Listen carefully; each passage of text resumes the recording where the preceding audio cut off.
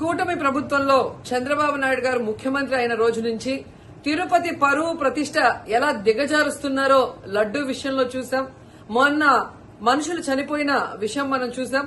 ఈ రోజు deputy mayor ఎన్నికల్లో ఏ విధంగా మేయర్ మీద గాని అలాగే వచ్చిన కార్పొరేటర్ల మీద అలాగే దళిత ఎంపీ మీద దాడులు చేయడం మనం కళ్లారా చూస్తున్నాం.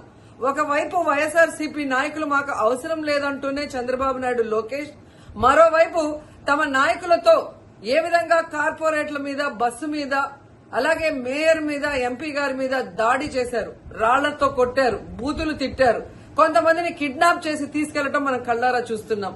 ఇవన్నీ కూడా పోలీసులు చూస్తుండగానే వాళ్ళ ప్రేక్షక పాత్ర వహించినప్పుడే జరగటం అనేది ఈ రాష్ట్రంలో లా అండ్ ఆర్డర్ ఎంత ఘోరంగా ఫెయిల్యూర్ అయిందో మనకు అర్థమవుతుంది.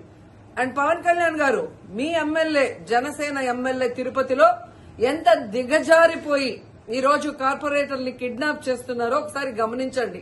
నిజంగా మీరు చెప్పుకున్నట్టు చంద్రబాబు నాయుడు, లోకేష్, పవన్ కళ్యాణ్ మాకు 93% సీట్స్ వచ్చినాయి మొన్న ఎమ్మెల్యే ఎంపీ ఎలక్షన్ లో అన్నారు. మీది ఈవీఎం గెలుపు అని అందరూ కూడా అనుకున్నారు. అదే నిజం అనేది ఇక్కడ మళ్లీ ప్రూవ్ అయింది. ఎందుకంటే నిజంగా ప్రజల ఓట్లతో మీరు 93% సీట్లు సంపాదించుంటే ఈ రోజు ఒక డిప్యూటీ మేయర్ పోస్ట్ కి ఇంత రాద్ధాంతం చేసి ఈ విధంగా రౌడీజం, గుండాయిజం చేసి కిడ్నాప్ చేయాల్సిన అవసరం ఉందా అని నేను అడుగుతున్నా.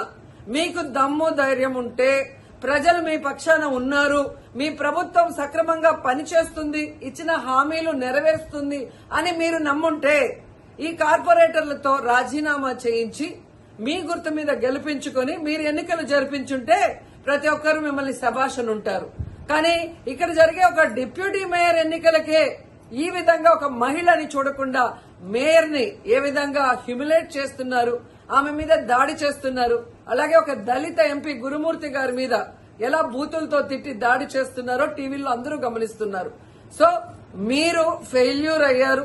ఈ 7 నెలల కాలంలో ప్రజలు మిమ్మల్ని అసహించుకుంటున్నారన్న విషయం తెలిసి ఇలా దిగజారుడు రాజకీయాలు, రౌడీ రాజకీయాలు చేయాలనుకోవటం నిజం కాదని నేను అడుగుతున్నా.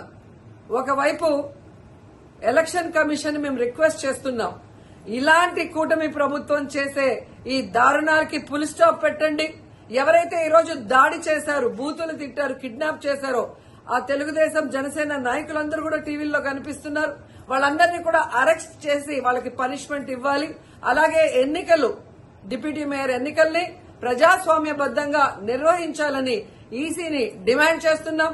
అలాగే చంద్రబాబు నాయుడు, లోకేష్, పవన్ కళ్యాణ్ కి తెలియజేసుకుంటున్నాం, మీకు ప్రజల పక్షాన